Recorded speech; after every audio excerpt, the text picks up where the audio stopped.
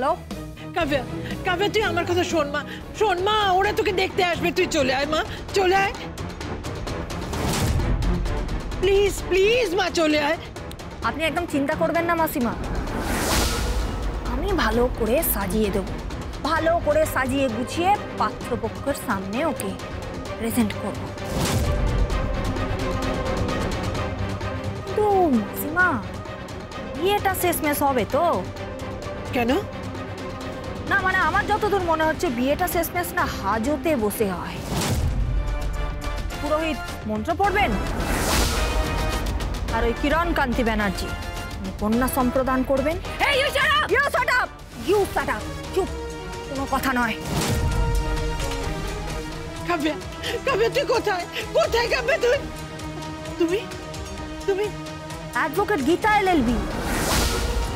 আপনি গলা শুনে বুঝতে পারছেন না মাসিমা? আপনার পুত্র আছে না বাবু সোনা, তার পরম হিতৈষী আমি।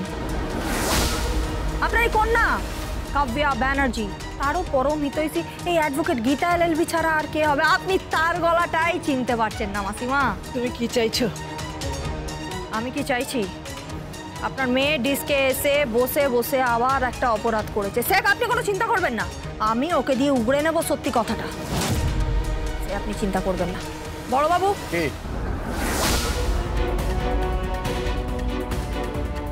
আপনি সমস্ত সিসিটিভি ফুটেজ থেকে সমস্ত কিছুর চিরুনি তল্লাশি করে নিন, কারণ আমার যতদূর মনে হচ্ছে যে লোকটা এখানে ঢুকেছিল সেই ছিল নাটের গুরু। চলো কাব্যা। আমি যাব না। তাহলে আমার সঙ্গে থানায় চলুন। মানে? আর থানায় যাবেন, বাড়িতে যাবেন, পছন্দটা আপনার। ঠিক আছে, আমি বাড়ি যাব।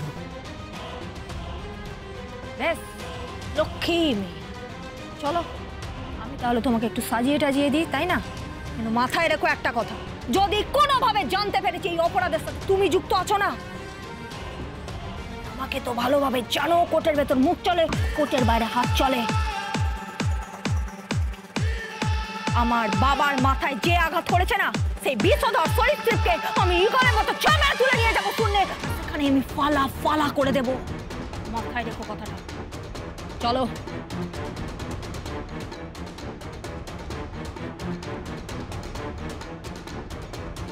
আপনাদের ওই সিসিটিভি হার্ড ডিস্কটা কোথায় আছে? নিয়ে চলুন। কিন্তু স্যার, এই বরাবরের মতো বন্ধ করে দেবো, সিল করে দেবো। চলুন। ওকে স্যার, আসুন।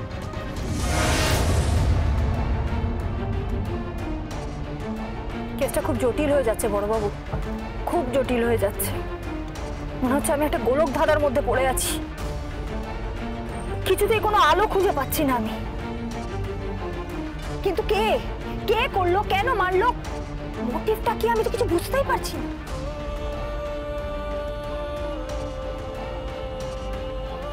হ্যালো, কে বলছেন? হ্যাঁ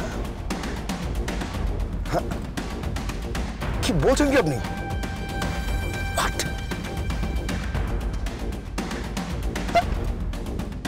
কি হয়েছে কি বড়বাবু? অগ্নিকন্যা, আমার মনে হচ্ছে রহস্যের জট খুলছে। রহস্যের জট? কোন রহস্য? আপনার বাবাকে কে মারতে গিয়েছিল? রহস্যের জট খুলছে মানে? কে মারতে গিয়েছিল আমার বাবাকে? আমার বাবাকে কে মারতে গিয়েছিল? বলুন বড়বাবু, আপনি বলুন। আপনি সহ্য করতে পারবেন তো? আমি নামটা শুনতে চাইছি, আমি নামটা শুনতে চাইছি। তাহলে শুনুন। আপনি কি সুস্থ আছেন? হ্যাঁ, আপনার সুস্থতা নিয়ে আমি যথেষ্ট সন্দিহান। এই এত রাতে আপনি অগ্নিজিৎ মুখার্জির বাড়িতে এসেছেন সার্চ করতে উইদাউট এনি সার্চ ওয়ারেন্ট। আপনি বলছেন যে আপনি আমার পুত্রবধূর ঘর সার্চ করবেন, আপনার এত বড় স্পর্ধা। দেখুন, আমি আপনাকে অনুরোধ করছি, আপনি আমার কথাটা বোঝার চেষ্টা করুন। আপনি যদি আমাকে সার্চ করতে না দেন তাহলে কালকে কিন্তু পুরো ফোর্স আসবে, আর আমি কোর্ট থেকে অর্ডার বের করে আনবো, সেটা কিন্তু ভালো দেখাবে না। আমি আপনাকে বলছি সেটা ভালো দেখাবে না, তাতে আপনার সম্মানহানি বেশি হবে। আমার কাছে যে ইনফরমেশন এসেছে সেটার জন্য আমি জাস্ট সার্চ করতে এখানে এসেছি। আমি বলেছি আপনি ঘরে যাবেন না। মিস্টার পঙ্কজ খাসনবেশ, আপনি আপনার সীমার মধ্যে থাকুন। এখানে একটা লক্ষণ রেখা টানা আছে, সেই লক্ষণ রেখার নাম অ্যাডভোকেট অগ্নিজিৎ মুখার্জি। সেই লক্ষণ রেখা আপনি কখনোই অতিক্রম করতে পারেন না। লক্ষণ রেখা তো অতিক্রম করতেই হবে।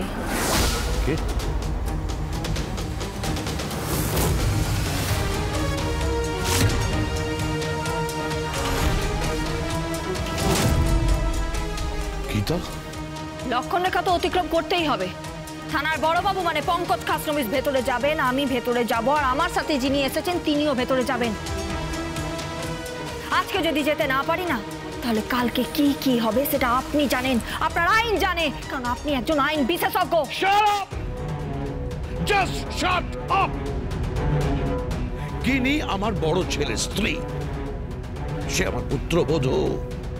তোমার এই বাড়িতে ঠিক যেরকম সম্মান, গিনিরও ঠিক সেরকমই সম্মান। তুমি তাকে অপদস্থ করতে পারো না গীতা, এটা তোমার কাছে এক্সপেক্টেড নয়। তুমি ভেতরে যাবে না অফিসার, আপনিও ভেতরে যাবেন না। তাহলে তো কালকে কোর্ট অর্ডারটা আমাকে বের করে আনতে হবে।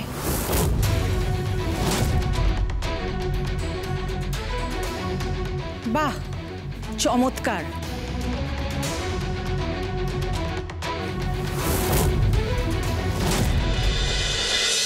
এই না হলে বাড়ির বউ।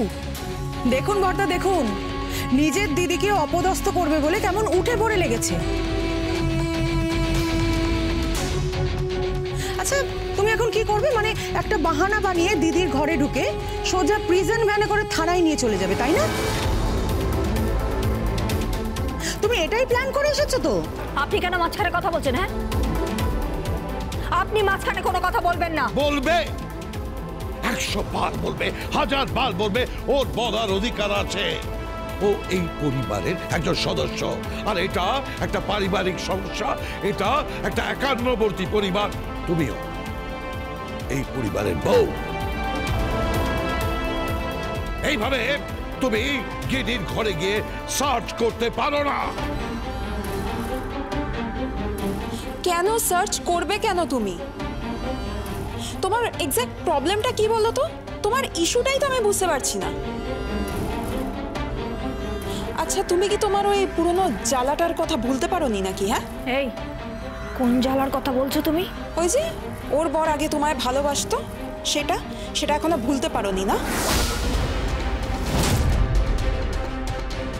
আচ্ছা, এখন তো তুমিও হ্যাপিলি ম্যারিড। এই শালীনতার মাত্রা অতিক্রম করে যাচ্ছ, কিন্তু এখানে একজন গুরুজন দাঁড়িয়ে রয়েছেন। তাকে সম্মান দিচ্ছ কোথায় তুমি গীতা বৌদি? রিলিন, তুমি এই কথা বলছো? হ্যাঁ বলছি, তাকে সম্মান তুমি দিচ্ছ কোথায়? তাকে সম্মান দিচ্ছ না তো।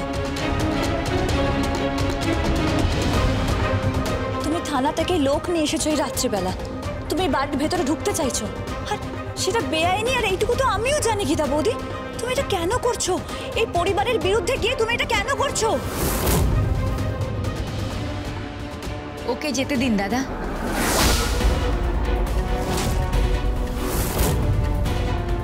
আরে কি বলছো কি তুমি? ও ঢুকবে না, ও সিঁড়ি দিয়ে ওপরে উঠবে না। গিনি যেখানে আছে সেখানে থাকবে। অনেক রাত হয়েছে, সে বিশ্রাম নিচ্ছে, তুমি যাবে না।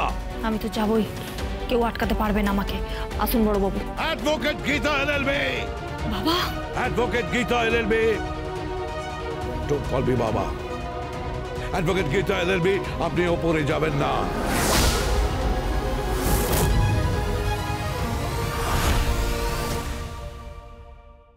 তুমি এই পরিবারকে অসম্মান করছো।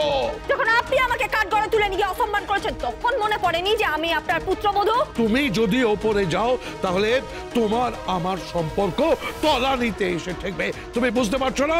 আমি যাবই, আর আপনি আমাকে আটকাতে পারবেন না। তার জন্য আপনি যে কোনো আদালতে গিয়ে যে কোনো মামলা রুজু করতে পারেন। এই শোনাম, শোনাম,